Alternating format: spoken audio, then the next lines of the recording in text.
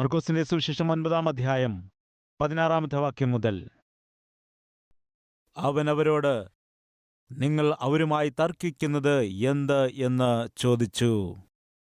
അതിന് പുരുഷാരത്തിൽ ഒരുത്തൻ, ഗുരോ, ഊമനായ ആത്മാവുള്ള എൻ്റെ മകനെ ഞാൻ നിന്റെ അടുക്കൽ കൊണ്ടുവന്നു. അതു അവനെ എവിടെ വെച്ച് പിടിച്ചാലും അവനെ തള്ളിയിടുന്നു.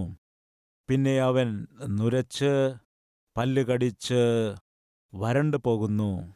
അതിനെ പുറത്താക്കേണ്ടതിന് ഞാൻ നിന്റെ ശിഷ്യന്മാരോട് പറഞ്ഞിട്ട് അവർക്ക് കഴിഞ്ഞില്ല എന്ന് ഉത്തരം പറഞ്ഞു. അവൻ അവരോട്, അവിശ്വാസമുള്ള തലമുറയേ, എത്രത്തോളം ഞാൻ നിങ്ങളോട് കൂടെയിരിക്കും, എത്രത്തോളം നിങ്ങളെ പൊറുക്കും? അവനെ എൻ്റെ അടുക്കൽ കൊണ്ടുവരുവിനെന്ന് ഉത്തരം പറഞ്ഞു. അവർ അവനെ അവൻ്റെ അടുക്കൽ കൊണ്ടുവന്നു.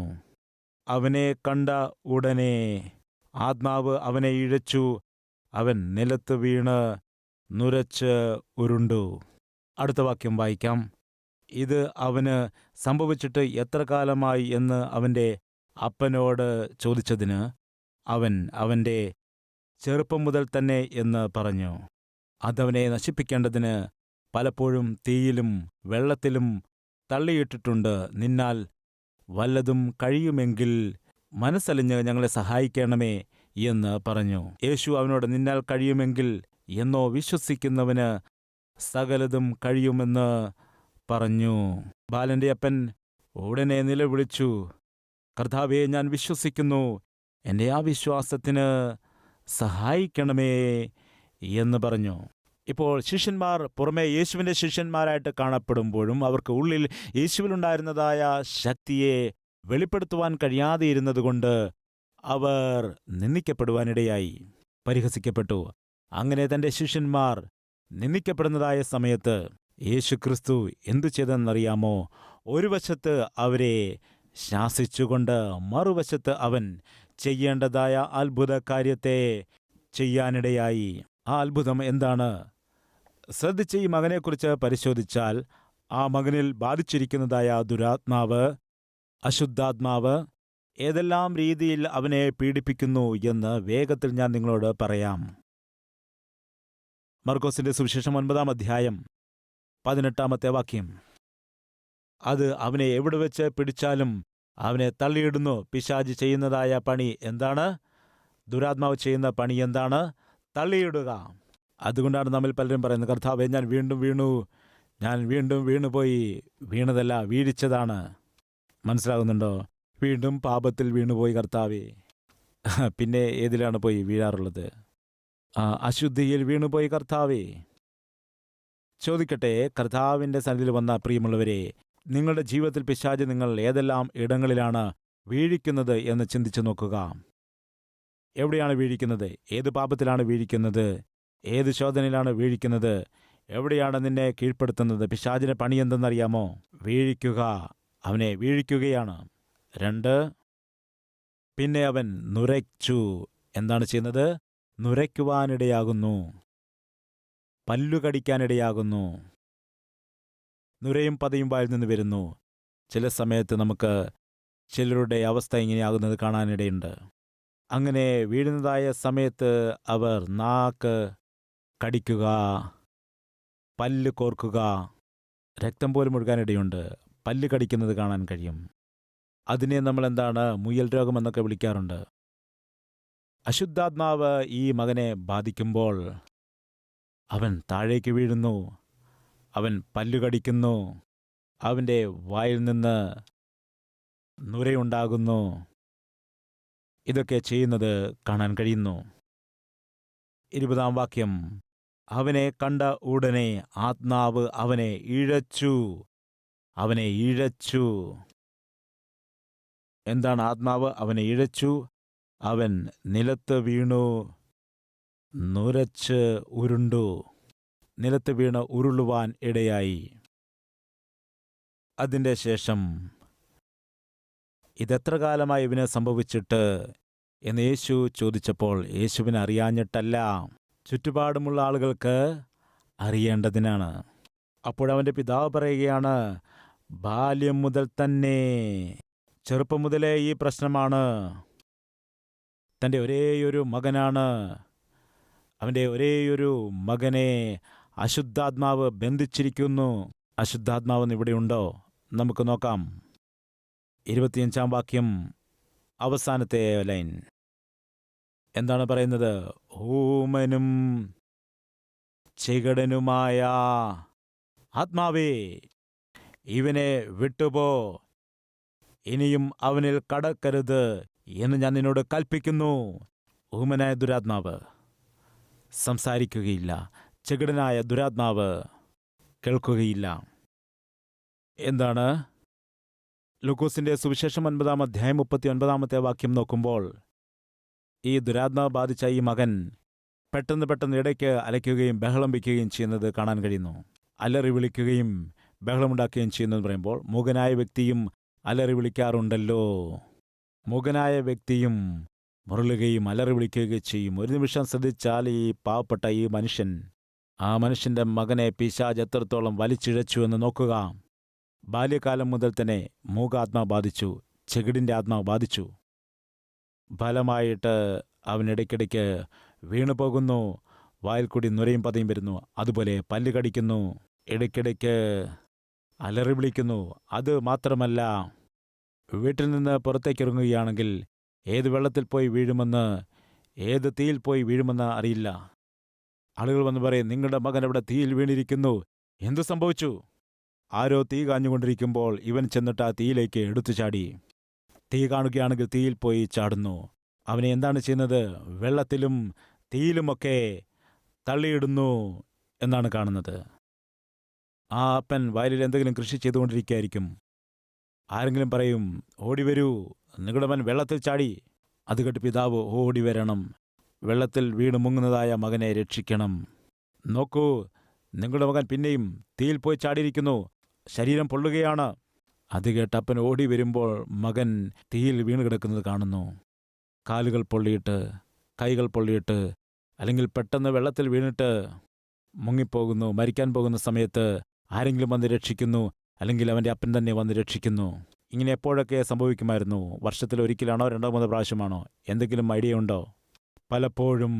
എന്താണ് ബൈബിളിൽ പറയുന്നത്? 22 വാക്യത്തിൽ എന്താണ് വായിക്കുന്നത്? അതവനെ നശിപ്പിക്കേണ്ടതിന് പലപ്പോഴും തീയിലും വെള്ളത്തിലും തള്ളിയിട്ടിട്ടുണ്ട്. കർത്താവേ, എനിക്ക് ഒരേ ഒരു മകനേ ഉള്ളുവെങ്കിലും അവൻ എന്നെ കണ്ണുനീർ കുടിപ്പിക്കുകയാണ്. അവൻ ജനിച്ചപ്പോൾ ഞാൻ ഒരുപാട് സന്തോഷിച്ചു, ഇപ്പോൾ അവൻ ഒരുപാട് കരയിക്കുന്നു. അവൻ ജനിച്ചന്നു മുതൽ ഞങ്ങൾക്ക് യാതൊരു സമാധാനവുമില്ല, ഒരു സ്വസ്ഥതയുമില്ല, സന്തോഷവുമില്ല. എന്തുകൊണ്ടെന്നാൽ അവനെ ഒരു ദുരാത്മാവ് ബാധിച്ചിരിക്കുന്നു. എപ്പോൾ അലറി വിളിക്കുമെന്നറിയില്ല, എപ്പോൾ ബഹളമുണ്ടാക്കുമെന്നറിയില്ല, എപ്പോഴെങ്ങനെയായിരിക്കുമെന്ന് അറിയാൻ കഴിയില്ല, എപ്പോൾ ഏത് മൂഡിലാണെന്നറിയാൻ കഴിയില്ല. വിചിത്രമായിട്ട് അവൻ പ്രവർത്തിക്കും. പെട്ടെന്ന് വെളിയിലേക്ക് ഇറങ്ങിപ്പോകും, എവിടേക്ക് പോയെന്നറിയാൻ കഴിയില്ല. ഒരു രാത്രി മുഴുവനും വരില്ല, ഒരു ദിവസം മുഴുവനും വരില്ല, 2-3 ദിവസം കാണില്ല. ഇവിടെ പോയി എന്ത് സംഭവിച്ചു എന്നറിഞ്ഞ് ഞങ്ങൾ തിരക്കണം. പിന്നെ നോക്കുമ്പോൾ എവിടെയെങ്കിലും കിടക്കുന്നത് കാണാം. സഹോദര, സഹോദരി, ഇതെല്ലാം അശുദ്ധാത്മാവ് ചെയ്യുന്നതിൻ്റെ കാരണം അറിയാമോ? അവനെ നശിപ്പിച്ച് കളയേണ്ടതിനായി. ഇന്നെ കേട്ടുകൊണ്ടിരിക്കുന്നവരിൽ ആരെങ്കിലും അശുദ്ധാത്മാവിനാൽ നടത്തപ്പെടുന്നവർ ഉണ്ടോ? ഒരു നിമിഷം ചിന്തിക്കൂ. നിങ്ങളെ നിങ്ങൾ തന്നെ വേദനിപ്പിക്കുകയാണോ? ദുശീലങ്ങൾ കൊണ്ട്, അശുദ്ധമായ പ്രവൃത്തികൾ കാരണമായി, ദുഷിച്ച ബന്ധങ്ങൾ കൊണ്ട്, ദുഷിച്ച പ്രവൃത്തികൾ കൊണ്ട് നിങ്ങളെ നിങ്ങൾ തന്നെ വേദനിപ്പിക്കുകയാണെങ്കിൽ കാരണമറിയാമോ? ദുരാത്മാവ് ബാധിച്ചിരിക്കുന്നു. വെള്ളത്തിലേക്ക് തള്ളിയിടും, തീയിലേക്ക് തള്ളിയിടും. അപ്പോൾ എന്താണ് സംഭവിക്കുന്നത്? കൈകൾ മുഴുവനും പൊള്ളാനിടയാകും, ശരീരം മുഴുവനും തീയേറ്റ് പൊള്ളും. മദ്യപിക്കുന്നവൻ ശരീരത്തെ മുറിപ്പെടുത്തുകയല്ലേ? സിഗരറ്റ് വലിക്കുന്നവൻ, ഗുഡ്ഖ തിന്നുന്നവൻ, ബ്രാൻഡിയും വിസ്കിയുമൊക്കെ കുടിക്കുന്നവൻ, മയക്കുമരുന്ന് ഉപയോഗിക്കുന്നതായ ആളുകൾ, ഇഞ്ചക്ഷൻസ് ഉപയോഗിക്കുന്നവർ, ഡ്രഗ്സ് ഉപയോഗിക്കുന്നവർ, നൈറ്റ് ക്ലബ്ബുകളിലും പബ്ബുകളിലും പോകുന്നവർ, അതുപോലെ തന്നെ മ്ലേച്ഛകരമായ രീതിയിൽ ദുർനടപ്പിൽ ജീവിക്കുന്നതായ ആളുകൾ. ചോദിക്കട്ടെ, അവർ എന്താണ് നശിപ്പിച്ചു കളയുന്നത്? ശരീരത്തെ നശിപ്പിക്കുകയാണ്, വ്യക്തിത്വത്തെ നശിപ്പിച്ചു കളയുകയാണ്, ഭാവിയെ ഇല്ലാതെയാക്കുകയാണ്. എന്തുകൊണ്ടിങ്ങനെ സംഭവിക്കുന്നു? ഇത് പിശാചിൻ്റെ ഇൻഫ്ലുവൻസാണ്. പിശാച് പൂർണ്ണമായിട്ടും അവരെ കൈകളിലെടുത്തിരിക്കുന്നു. അവൻ്റെ ഉദ്ദേശം എന്താണ്? നശിപ്പിച്ചു കളയണം. അതുകൊണ്ട് എന്തു ചെയ്യുന്നു? പലപ്പോഴും, ഏതു സമയത്തും ഏത് പാപത്തിലേക്കാണോ ഇവനെ വലിക്കുവാൻ ആഗ്രഹിക്കുന്നത് പലപ്പോഴും വലിച്ചുകൊണ്ടിരിക്കും. എപ്പോഴും അതേ തെറ്റ് തന്നെ ചെയ്യിക്കും, എപ്പോഴും അതേ പാപം തന്നെ ചെയ്യിക്കും, എപ്പോഴും അങ്ങനെ നടക്കാനിടയാക്കും, മദ്യപിക്കുവാനിടയാക്കും. ഇന്ന് നമ്മുടെ മധ്യയിൽ അങ്ങനെയുള്ളവരുണ്ടോ? ഏതു സമയത്തും ചെയ്ത തെറ്റുകൾ തന്നെ ചെയ്യുന്നു. വീണെടുത്ത് തന്നെ വീഴുന്നു, ശരീരത്തെ അശുദ്ധമാക്കുന്നു, കണ്ണുകളെ നശിപ്പിക്കുന്നു, നടപ്പ് മലിനമാകുന്നു, കിടക്ക മലിനമാകുന്നു. കാരണം അറിയാമോ നിങ്ങൾക്ക്? അശുദ്ധാത്മാവ് പിടിച്ചതുകൊണ്ട്. ആ പിതാവ് കരയുകയാണ്. ഒരു നല്ല മകനെ വേണമെന്ന് ആഗ്രഹിച്ചു. എന്നാൽ മകൻ ജനിച്ച ശേഷം ഇന്ന് നോക്കുമ്പോൾ എന്തുകൊണ്ടാണ് ഇങ്ങനെയൊരു മകൻ ജനിച്ചതെന്ന് ചോദ്യം വരുന്നു. പ്രിയ സഹോദരങ്ങളെ, അല്ലെങ്കിൽ പ്രിയ മകനെ, മകളെ, എനിക്ക് കല്യാണം കഴിക്കണമെന്ന് ആഗ്രഹമുണ്ടായിരുന്നു, എന്നാൽ ഇങ്ങനെയുള്ള ഒരുവനെയാണല്ലോ എനിക്ക് കിട്ടിയത് എന്ന് നിങ്ങളുടെ ഭാര്യ ചിന്തിക്കുന്നുണ്ടോ? കല്യാണം കഴിക്കാൻ ആഗ്രഹിച്ചു, എന്നാൽ എനിക്ക് ഇങ്ങനെയുള്ള ഒരുവളെയാണല്ലോ വിവാഹം കഴിക്കാൻ കഴിഞ്ഞത് എന്ന് ചിന്തിക്കുന്നുണ്ടോ? വീട്ടിൽ വന്നാൽ പിന്നെ സ്വസ്ഥതയില്ല. മകനെ കണ്ടുകൊണ്ട്, മകളെ കണ്ടുകൊണ്ട് മാതാപിതാക്കന്മാർ കരയുന്നുണ്ടോ? ഇങ്ങനെയുള്ള മക്കളെയാണല്ലോ ഞങ്ങൾക്ക് കിട്ടിയത്, നരക ജീവിതമാണല്ലോ. എപ്പോൾ പുറത്തു പോകും, എപ്പോൾ അകത്തു വരുമെന്ന് അറിയാൻ കഴിയില്ല. പോകുമ്പോൾ കുഴപ്പമില്ലാതെ പോകുന്നു, എന്നാൽ ഏത് കണ്ടീഷനിൽ തിരികെ വരുന്നു എന്നറിയില്ല, ഏത് കണ്ടീഷനിലാണ് വീട്ടിലേക്ക് വരുന്നതെന്ന് അറിയാൻ കഴിയില്ല. അതായിരുന്നു ആ പിതാവിനുണ്ടായിരുന്ന അന്ന് വളരെ ദാരുണമായിട്ടുള്ള അവസ്ഥ. വന്ന് കരഞ്ഞുകൊണ്ട് പറയുകയാണ്, കർത്താവേ, മകൻ്റെ അവസ്ഥയൊന്നും പറയാൻ കഴിയുന്നില്ല, എങ്ങോട്ട് എപ്പോൾ പോകും എന്നറിയാൻ കഴിയില്ല, തീയിലും വെള്ളത്തിലുമൊക്കെ എടുത്തു ചാടുകയാണ് ചെയ്യുന്നത്. അവനൊന്നും സംസാരിക്കുകയില്ല, എത്ര ഉറക്കെ പറഞ്ഞാലും അവൻ അതൊന്നും കേൾക്കയില്ല. അവൻ പല്ലുകൊടിച്ചുകൊണ്ട് നുരയും പതയും വന്നുകൊണ്ടേയിരിക്കും. എന്നു മുതലാണിത്? എന്നു മുതലെന്ന് പറയാൻ, അവൻ ജനിച്ച അന്നു മുതൽ തന്നെ ഞങ്ങൾ ഈ നരകജീവിതം അനുഭവിക്കുകയാണ്. നിന്റെ ശിഷ്യന്മാരുടെ അടുക്കലേക്ക് കൊണ്ടുവന്നാൽ എന്തെങ്കിലും അവർക്ക് ചെയ്യാൻ കഴിയുമെന്ന് വിചാരിച്ചപ്പോൾ അവർ പുറമെ ശിഷ്യന്മാരായിട്ട് കാണപ്പെടുന്നു, എന്നാൽ ഉള്ളിൽ യാതൊരു ശക്തിയും ഇല്ല. കർത്താവേ, നിന്നാൽ എന്തെങ്കിലും ചെയ്യാൻ കഴിയുമെങ്കിൽ, കർത്താവേ, നിന്നാൽ എന്തെങ്കിലും ചെയ്യാൻ കഴിയുമെങ്കിൽ എൻ്റെ മകനെ രക്ഷിക്കണമേ.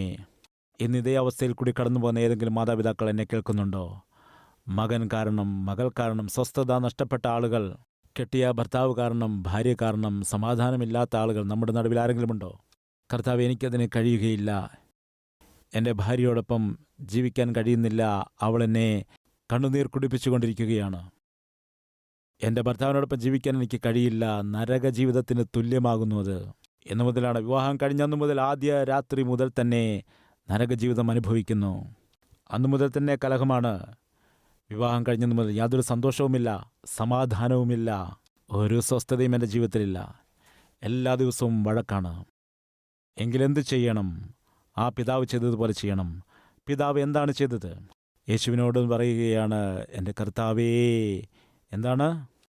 നമുക്ക് വായിക്കാം 22 അവസാനത്തെ വാക്ക്. മനസ്സലിഞ്ഞ്. എന്താണ് കാണുന്നത്? മനസ്സലിഞ്ഞ്. എന്താണ് പറയുന്നത്? മനസ്സലിഞ്ഞ്. ഞങ്ങളെന്നാണോ അതോ എന്നെ എന്നാണോ? അത് ഞാനായിക്കൊള്ളട്ടെ, എൻ്റെ ഭാര്യ ആയിക്കൊള്ളട്ടെ, ഈ മകൻ ജനിച്ചെന്നു മുതൽ ഞങ്ങളുടെ ജീവിതത്തിൽ യാതൊരു സ്വസ്ഥതയും സമാധാനവുമില്ല. ഞങ്ങളോട് മനസ്സലിഞ്ഞ് ഞങ്ങൾക്ക് സഹായം ചെയ്യണമേ എന്നവനോട് അപേക്ഷിച്ചു. ഇന്നങ്ങനെ പറയുന്ന ആരെങ്കിലുമുണ്ടോ? കുടുംബസ്ഥിതി വളരെ മോശമാണ്, ഭർത്താവിൻ്റെ സ്വഭാവം തീരെ മോശമാണ്, എൻ്റെ ഭാര്യയുടെ സ്വഭാവം ശരിയല്ല, എൻ്റെ മകൻ്റെ പ്രവൃത്തികൾ ശരിയല്ല, എൻ്റെ മകളുടെ പ്രവൃത്തികൾ ശരിയല്ല, എൻ്റെ അമ്മായിയമ്മ നല്ലവളല്ല, എൻ്റെ മരുമകൾ നല്ലവളല്ല, നരകജീവിതമാണ്. എങ്കിലെന്തു ചെയ്യണം? ആ പിതാവ് എന്താണ് ചെയ്തത്? യേശുവിൻ്റെ അരികിൽ വന്ന്, കർത്താവേ, ഞങ്ങളെക്കൊണ്ട് സഹിക്കാൻ കഴിയുന്നില്ല, തകർന്നു പോവുകയാണ്, സങ്കടപ്പെടുകയാണ്, നിനക്ക് എന്തെങ്കിലും ചെയ്യാൻ കഴിയുമെങ്കിൽ കർത്താവേ, നിന്റെ ശിഷ്യന്മാരെ കൊണ്ടോ കഴിഞ്ഞില്ല, അതുകൊണ്ടാണ് ഇങ്ങനെ പറയുന്നത്, നിന്നാൽ എന്തെങ്കിലും കഴിയുമോ? യേശുവിനെ നോക്കി പറയുകയാണ്, നിന്നാൽ കഴിയും എങ്കിൽ, നിന്നാൽ എന്തെങ്കിലും കഴിയുമെങ്കിൽ ഞങ്ങളോട് നീ ദയ കാണിക്കണമേ. ഇങ്ങനെ ഞങ്ങൾക്ക് ജീവിക്കാൻ കഴിയില്ല, ഈ നരകം അനുഭവിക്കുവാൻ കഴിയുന്നില്ല, ഈ ദുഃഖം താങ്ങുവാനായിട്ട് കഴിയുന്നില്ല. ഞാൻ എൻ്റെ ഭാര്യയെ പോറ്റണമോ, എൻ്റെ മകനെ പോറ്റണമോ, എൻ്റെ കാര്യം നോക്കണമോ? വയലിൽ പണിക്ക് പോകുമ്പോൾ ആരെങ്കിലും വന്ന് പറയും, വെളിയിലേക്ക് എന്തെങ്കിലും കാര്യത്തിന് പോയാൽ ആരെങ്കിലും ഓടി എന്ന് പറയും, നോക്കൂ നിങ്ങളുടെ മകൻ വീണ്ടും പോയി വെള്ളത്തിൽ ചാടിയിരിക്കുന്നു, അല്ലെങ്കിൽ തീയിൽ ചാടിയിരിക്കുന്നു. അത് കേട്ട് ഞാൻ ഓടി വരും. ഞങ്ങളെക്കൊണ്ട് സഹിക്കാൻ കഴിയുന്നില്ല. ഇന്നങ്ങനെ പറയുന്ന ഏതെങ്കിലും അപ്പനുണ്ടോ അമ്മയുണ്ടോ? ഞങ്ങളെക്കൊണ്ട് സഹിക്കാൻ കഴിയില്ലെന്ന് പറയുന്നവർ. ഞങ്ങളുടെ മകൻ്റെ പ്രവൃത്തികളെ കാണുമ്പോൾ ഞങ്ങൾക്കിത് താങ്ങാൻ കഴിയുന്നില്ല, സഹിക്കാൻ കഴിയുന്നില്ല.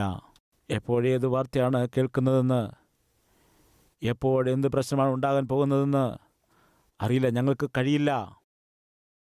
ഇങ്ങനെ പറയുന്നവർ ഉണ്ടെങ്കിൽ അന്ന് യേശു അവനെ നോക്കി പറയുകയാണ്, നിന്നാൽ എന്തെങ്കിലും കഴിയുമെങ്കിൽ സഹായിക്കണമെന്ന് പറഞ്ഞില്ലേ? ഞാൻ നിന്നോടൊരു ചോദ്യം ചോദിക്കുകയാണ്. നിനക്ക് വിശ്വസിക്കുവാൻ കഴിയുമെങ്കിൽ വിശ്വസിക്കുന്നവന് സകലതും സാധ്യമാണ്. നീ വിശ്വസിക്കുന്നുവോ എന്ന് ചോദിച്ചു. അപ്പോൾ ആ പിതാവ് എന്തു ചെയ്തെന്ന് അറിയാമോ? 24-ാമത്തെ വാക്യം. ബാലൻ്റെ അപ്പൻ ഉടനെ നിലവിളിച്ചു. അവൻ ആരാണ്? ഒരു യൗവനക്കാരനാണ്. പാവം, ചെറുപ്പം മുതൽ തന്നെ ആ പിതാവ് നരകജീവിതം അനുഭവിക്കുന്നു. മകൻ്റെ കാര്യവും അങ്ങനെ തന്നെയാണ്. ബാലൻ്റെ അപ്പൻ പറയുകയാണ്, കർത്താവേ, ഞാൻ വിശ്വസിക്കുന്നു, എൻ്റെ അവിശ്വാസത്തിന് സഹായിക്കണമേ. എന്താണ് അവിശ്വാസത്തിന് സഹായിക്കണമേ എന്നുറക്കെ നിലവിളിച്ച് പറയുകയാണ്. സഹായിക്കണമേ എന്ന് പറയുമ്പോൾ അതിൻ്റെ അർത്ഥം താഴെ എഴുതിയിട്ടുണ്ട്. കണ്ണുനീരോടാണ് പറയുന്നത്. പിതാവ് എന്താണ് ചെയ്തത്? കർത്താവേ, നിന്നാൽ എന്തെങ്കിലും കഴിയുമെങ്കിൽ ഞങ്ങളെ സഹായിക്കുമാറാകണമേ എന്ന് പറഞ്ഞ് കണ്ണുനീരോടുകൂടി ഉറക്കെ നിലവിളിച്ചു പറഞ്ഞു. ആ പ്രാർത്ഥന യേശു കേട്ട അപ്പോൾ തന്നെ എന്നറെ പുരുഷാരം ഓടിക്കൂടുന്നത് യേശു കണ്ടിട്ട് അശുദ്ധാത്മാവിനെ ശാസിച്ചു. ഊമനും ചെകിടനുമായ ആത്മാവേ, അവനെ വിട്ടുപോയി, ഇനി അവനിൽ കടക്കരുത് എന്ന് ഞാൻ നിന്നോട് കൽപ്പിക്കുന്നു എന്ന് പറഞ്ഞ് ആ അശുദ്ധാത്മാവിനെ ശാസിച്ചു. അപ്പോഴത് നിലവിളിച്ചു. അവനെ വളരെ ഇഴച്ച് പുറപ്പെട്ടുപോയി. അവൻ മരിച്ചുപോയി എന്ന് പറയാൻ തക്കവണ്ണം അവൻ മരിച്ചവനെ പോലെയായി. ആ ദുരാത്മാവിനെ പുറത്താക്കുവാനായി അതിനെ ശാസിച്ചപ്പോൾ സാധാരണ രീതിയിൽ അത് പോയില്ല. എങ്ങനെയാണ് കടന്നുപോയെന്നറിയാമോ? അവനെ അങ്ങോട്ടും ഇങ്ങോട്ടും വലിച്ച് ഇഴച്ച് അവൻ്റെ ശരീരത്തെ ഞെരുക്കി വലച്ച് എന്നിട്ട് അവനെ വിട്ടുപോകുവാനിടയായി. ഈ ദിവസം അങ്ങനെയുള്ള അവസ്ഥയിൽ കൂടി പോവുകയാണോ? ബ്രദർ, പ്രാർത്ഥിക്കുവാനായിട്ട് ആരംഭിച്ച നിമിഷം മുതൽ എൻ്റെ വീട്ടിൽ പ്രശ്നങ്ങൾ കൂടി വരികയാണ്. ഉപവാസ പ്രാർത്ഥന ആരംഭിച്ചതായ നിമിഷം മുതൽ എൻ്റെ ഭർത്താവ് വീട്ടിൽ ഭയങ്കര വഴക്കാണ്. എൻ്റെ ഭാര്യ ഒരു സ്വസ്ഥതയും തരുന്നില്ല. എൻ്റെ പ്രശ്നങ്ങളിതാ വീണ്ടും വർദ്ധിച്ചിരിക്കുന്നു. എന്നാൽ ഉപവാസ പ്രാർത്ഥന ആരംഭിക്കുന്നതിന് മുൻപ് എൻ്റെ ശരീരത്തിന് കുറേയൊക്കെ ബലമുണ്ടായിരുന്നു. എന്നാൽ ഉപവാസ പ്രാർത്ഥന ആരംഭിച്ചതിന് ശേഷം ഉള്ള ബലം കൂടെ നഷ്ടപ്പെട്ടു പോകുന്നു. ഉപവാസ പ്രാർത്ഥന ആരംഭിച്ചതിന് ശേഷം എന്തുകൊണ്ടോ എൻ്റെ ജോലിയിൽ പല പല പ്രശ്നങ്ങൾ വരുന്നു. അതിനു മുമ്പ് അങ്ങനെയൊന്നും ഇല്ലായിരുന്നു. എന്നാൽ പെട്ടെന്ന് ജോലിയിൽ ടെൻഷനുകൾ ഉണ്ടാകുന്നു. വ്യാപാരത്തിൽ ചില പ്രശ്നങ്ങൾ ഉണ്ടായിരിക്കുന്നു. ദൈവവേലയിൽ ചില പ്രശ്നങ്ങൾ ഉണ്ടായിരിക്കുന്നു. അതിനു മുമ്പെല്ലാം സമാധാനപരമായിരുന്നു.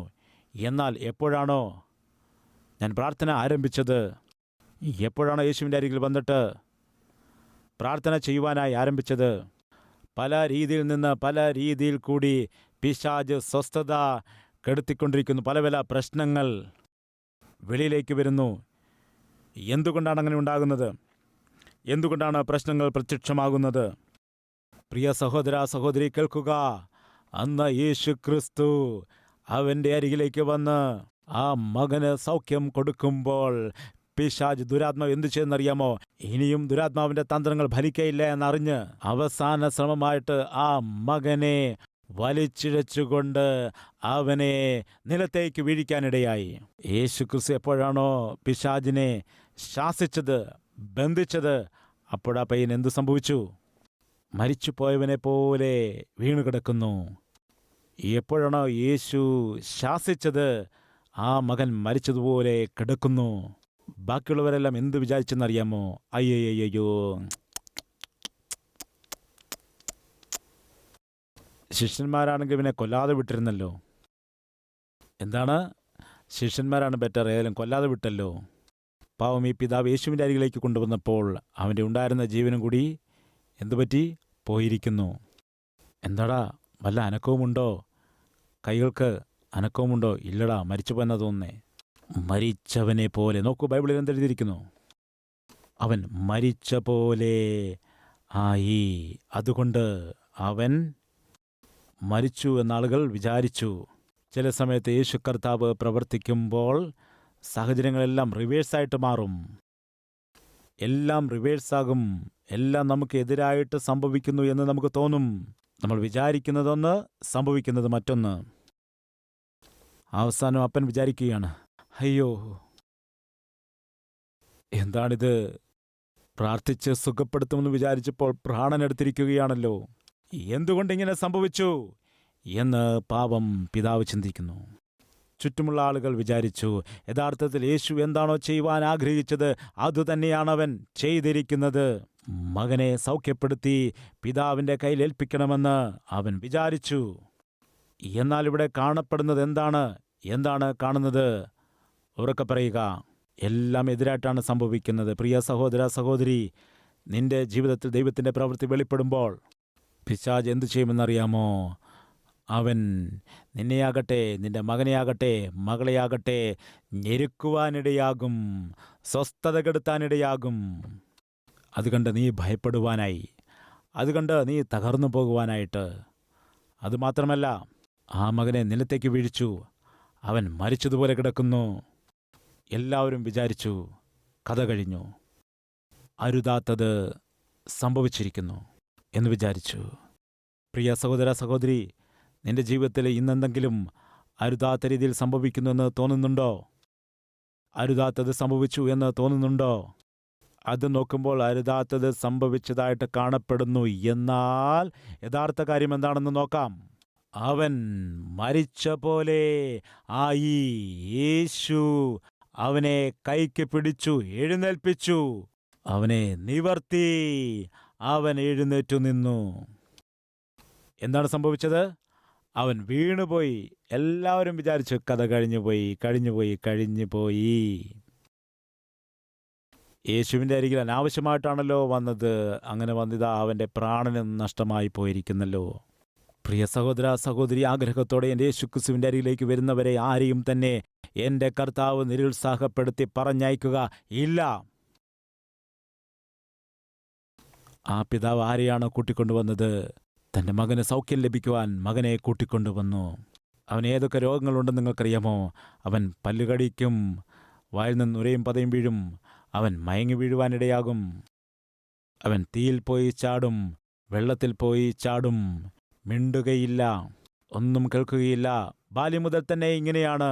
ഇത്രയും പ്രശ്നങ്ങൾ ഉള്ളതായ മകനെ യേശുവിൻ്റെ അരികിലേക്ക് കൊണ്ടുവന്നപ്പോൾ യേശു ഒറ്റ വാക്കേ പറഞ്ഞുള്ളൂ, അശുദ്ധാത്മാവേ ഇവനെ വിട്ട് പോകൂ എന്ന് പറഞ്ഞു. ആത്മാവ് പോയപ്പോൾ അവനെ വലച്ചിട്ട് പോയി. യേശുക്രിസ്തു വീണുപോയ ആ മകനെ എഴുന്നേൽപ്പിച്ച് കൈക്ക് പിടിച്ച് പൊന്നുപോലുള്ള ഒരു മകനാക്കി അപ്പൻ്റെ കൈകളിലേക്ക് കൊടുത്തു.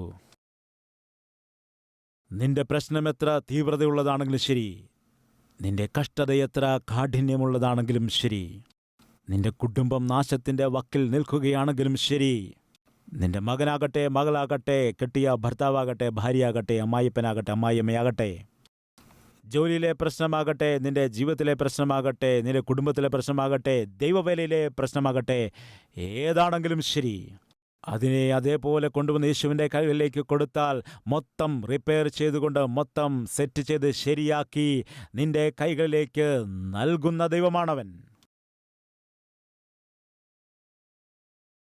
ആ പിതാവ് എന്താണ് ചെയ്തത്? കർത്താവേ, നിന്നെ കൊണ്ടെന്തെങ്കിലും കഴിയുമെങ്കിൽ ഞങ്ങളോട് മനസ്സലിഞ്ഞ് ഞങ്ങളെ സഹായിക്കണമേ. സഹിക്കാൻ കഴിയുന്നില്ല. നമുക്ക് പ്രാർത്ഥിക്കാം.